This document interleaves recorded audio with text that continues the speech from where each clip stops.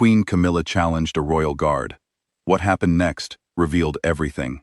There is a corridor inside Buckingham Palace that most people will never walk. It runs along the north side of the building, long and cold, with high ceilings that trap the kind of quiet that feels deliberate. In February, the light coming through those windows is thin and gray, and it sits on the stone floors like something tired. If you have ever stood in a very old building on a winter morning and felt the whole weight of the place pressing down on you, you know what that corridor feels like. On one ordinary Tuesday morning, Queen Camilla walked through it alone. No assistants, no ladies in waiting, no one walking 2 steps behind with a clipboard and a tight smile. Just her heels on the flagstones, a breath of steam in the cold air, and somewhere behind her, 2 corgis arguing loudly about a puddle. She was not in a hurry. She was not going anywhere important. She was doing the kind of walking that people do when they want to think, without sitting down. You know that walk. Everyone has a version of it. At the end of that corridor, beside a tall set of doors that led out to the courtyard, there was a royal guard. If you have ever seen one of these guards in person, you know they do not look entirely real. The bearskin hat, the red coat, the white-gloved hands, the face completely blank, like someone pressed a button labeled off. They are trained to stand so still that tourists sometimes forget they are breathing. They are trained to stare straight ahead, no matter what is happening in front of them. And sometimes, what happens in front of them is genuinely unusual. Tourists have tried dancing. Tourists have tried singing. Children have made faces. None of it works. The guard at the end of that corridor that Tuesday morning was no different. Young man, probably in his late 20s, Grenadier Regiment, trained to near perfection, standing like he had been built there. Camilla stopped in front of him, not at a polite distance, not from across the room. She walked right up close, maybe 3 feet away, and she stopped, and she looked at him. Now here is the thing about Queen Camilla, that people who only know her from photographs often miss. She is not cold. She is not stern. She has a face that does something very specific when she is amused by something. A slight lift of one eyebrow, a stillness in the rest of the face, the look of someone who has just thought of a very good line and is deciding whether to say it. People who know her well say she can hold that look for an impressively long time before either laughing or saying nothing at all, which is, when you think about it, a very particular kind of power. She held it now. She said something to the guard. The exact words were low enough that no one else in the corridor caught them clearly. What people who were in the vicinity later described was the tone, conversational, easy, the kind of thing you might say to someone you pass on the street. Not the kind of thing a queen says to a ceremonial soldier who is on duty, whose entire job is to pretend that the world around him does not exist. The guard did not move. His jaw did not shift. His eyes stayed fixed on whatever point on the wall opposite he had chosen as his anchor. His spine stayed straight. His hands stayed still. Camilla waited. She waited the way someone waits when they are not actually expecting an answer.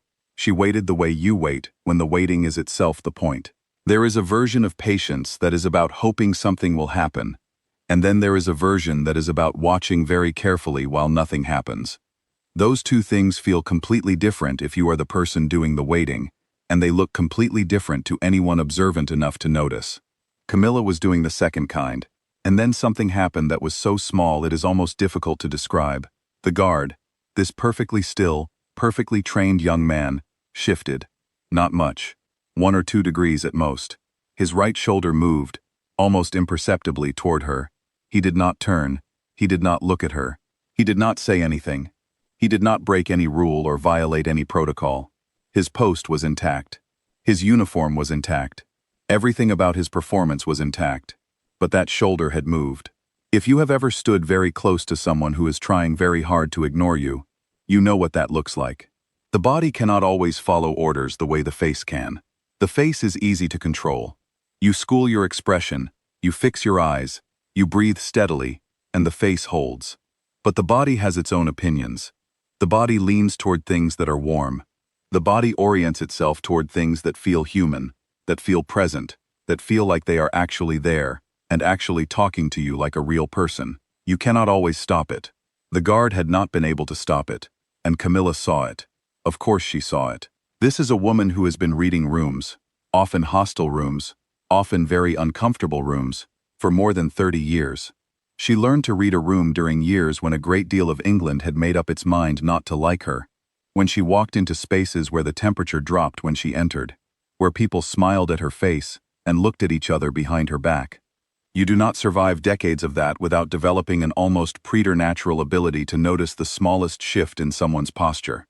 She had been watching people pretend not to react to her since long before she had any official title to her name. The shoulder told her everything she needed to know. She laughed. Not loudly, not the kind of laugh that fills a room or announces itself. A small laugh, mostly private, the kind that escapes when something is genuinely funny, rather than when you want people to know you find it funny. There is a difference, and most people can tell the difference even if they cannot explain it. Then she nodded once, slowly, the way you nod when someone has confirmed something you already suspected, and she walked on. The corgis caught up with her, still bickering about whatever the puddle had been about, and she disappeared around the corner at the far end of the corridor. The guard stood perfectly still. The whole thing lasted maybe 90 seconds. These things always get out. That is the nature of palaces, and the people inside them. A palace is a sealed world, but it is not a quiet one, and the people who work in it, the footmen, the housekeepers, the clerks, the people who carry things from one room to another, and see everything without being seen, all of them carry stories. By that afternoon, the story had moved. By dinner, it had been described in at least 4 different ways depending on who was telling it. By the end of the week, it had taken on a life of its own, growing slightly with each retelling in the way that all good palace stories do. When it eventually reached the press, which it did, because these things always do, it was described in the way that the press tends to describe anything Camilla does. Words like mischievous came up, irreverent, humanizing. One columnist called it a moment that showed the Queen's common touch. Another used it as evidence that the monarchy needed to modernize. A third said it was exactly the sort of thing Diana would have done, which told you rather more about the columnist than it did about Camilla. None of them got it right. Here is what the moment actually was. It was not a test. Camilla was not trying to break the guard, not trying to catch him out, not trying to prove anything about the absurdity of royal ceremony or the humanity beneath the uniform. She was not making a point for anyone watching. She was not performing warmth. She was not trying to seem relatable. She was just being herself in a corridor. And being herself, for Camilla, means treating people like people. It always has. Even, perhaps especially, when the person in front of her is dressed in a bearskin and contractually obligated to pretend she is not there. The thing the moment revealed had nothing to do with the guard. The guard did his job well. That shoulder movement was, in the larger picture, nothing. A tiny involuntary thing that any human being might produce under those circumstances.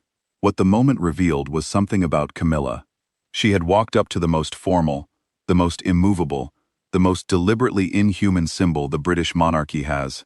A grenadier guard at his post is basically architecture in red and gold, and she had not changed her register for it. She had not straightened up, had not become more regal, had not performed the role of a very important person passing a guard. She had simply been the same person she is everywhere, easy, present, warm, and watching very carefully. There is something remarkable about that, and it is actually quite hard to explain unless you understand what the alternative looks like. Most people, when placed in formal or high-stakes situations, adjust. They become slightly more careful.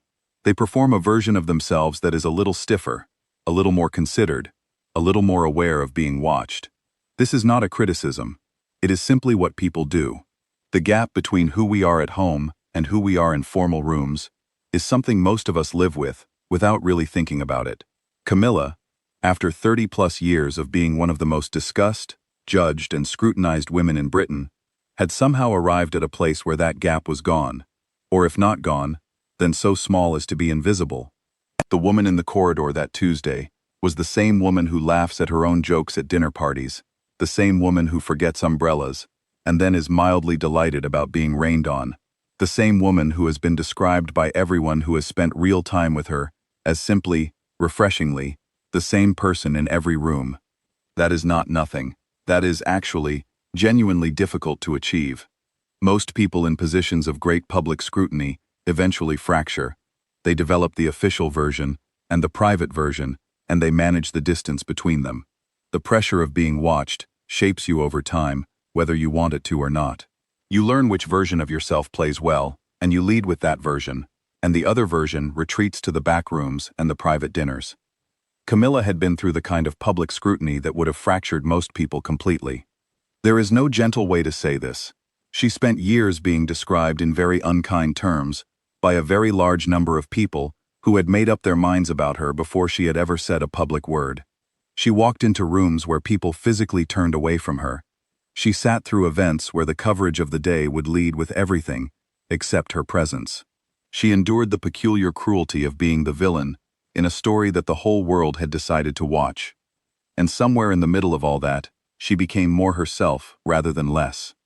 The laugh at the end of those 90 seconds in the corridor was not the laugh of someone who had won something. It was not triumph. It was recognition.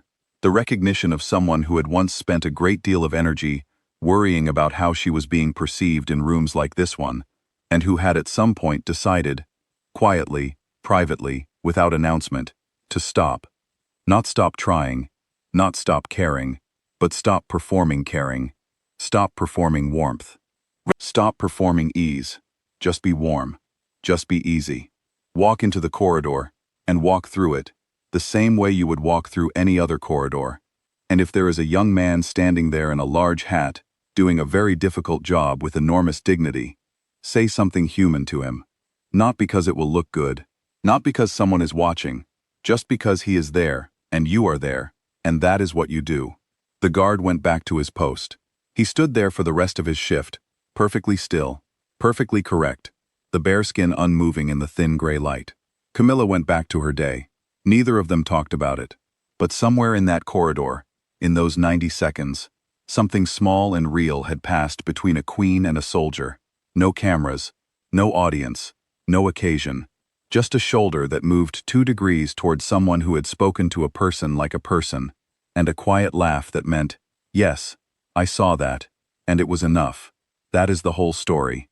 And if you are wondering why it keeps getting retold, why a footman mentioned it to a housekeeper, why the housekeeper mentioned it to someone else, why it eventually made its way out of the palace and into the press, and then into articles and conversations, and this story right here, it is because small true things travel further than large performed ones. People can feel the difference.